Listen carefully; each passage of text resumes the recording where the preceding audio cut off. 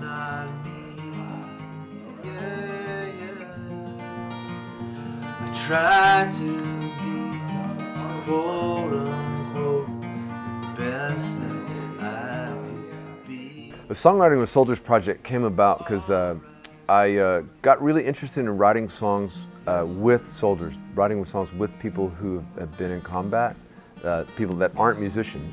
It's very empowering for us as writers, but it's also, it gives them a voice. And there's nothing like a song. There's nothing like a song, and that's really the goal, that these songs can go out and the message can get out that these people have experienced these things and that they're among us.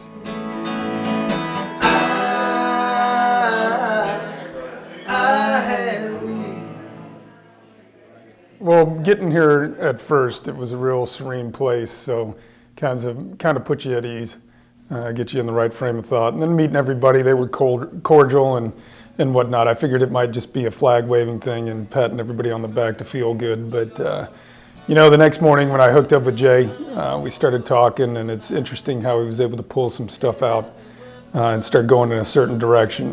And you know, he and I spent almost 8 hours on that song. And so about halfway through, I realized that he wasn't just trying to make himself feel good, that he was really putting some effort and trying to help me out. And so I started opening up about things that I hadn't really thought about too much. And by the time we were done, it really became like a musical poem and brought out some stuff in me that I hadn't thought about in quite some time. Last time that I was home, she said some things to me. It made me feel so damn alone. Brought me crying to my knees. To this family you're a ghost, she said. To me, it was the most devastating thing I've heard. She don't realize that her words are just like heavy weapons. She's a heavy weapon. That woman's a heavy weapon. It's pretty powerful stuff. I mean, it's like... You're doing pretty good. I don't cry very often, so. I know you don't. The songwriters here at this retreat, Radney Foster and Darden Smith and Jay Clementi, they are so authentic. And that kind of realness expresses itself clearly to the soldiers. And they know when something's real and when it's not. And so with that, it allows them to open up.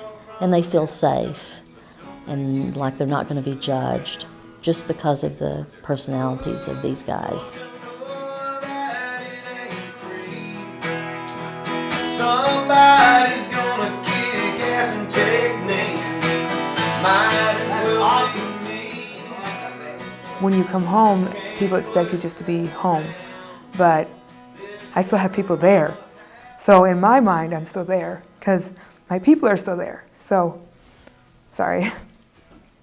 If you can put it in a song and explain that to the general public, you know, and more than just somebody sitting there lecturing about it, maybe it can drive that home that even though our soldiers may be back, to be patient because we're still there. In our hearts and minds, we're still there. So,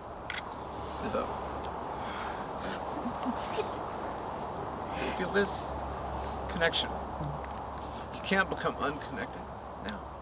I know for me, one of the big things about seeking out help and whatnot is, you know, I wanted to be a useful member of society again. And the damage that I had and what I was passing on to my children, to my spouse, to the people around me, you know, it affects everybody. And it was more important for me to start becoming a positive person again, to have a positive effect on other people around me. The angel flight, it's sacred ground.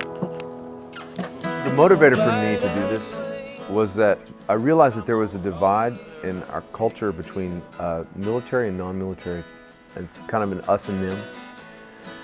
And so I hope that these songs bridge that gap, and maybe someone will hear a song and both in the writing of the song and in the audience who may hear this song, see that it's not us and them, it's us.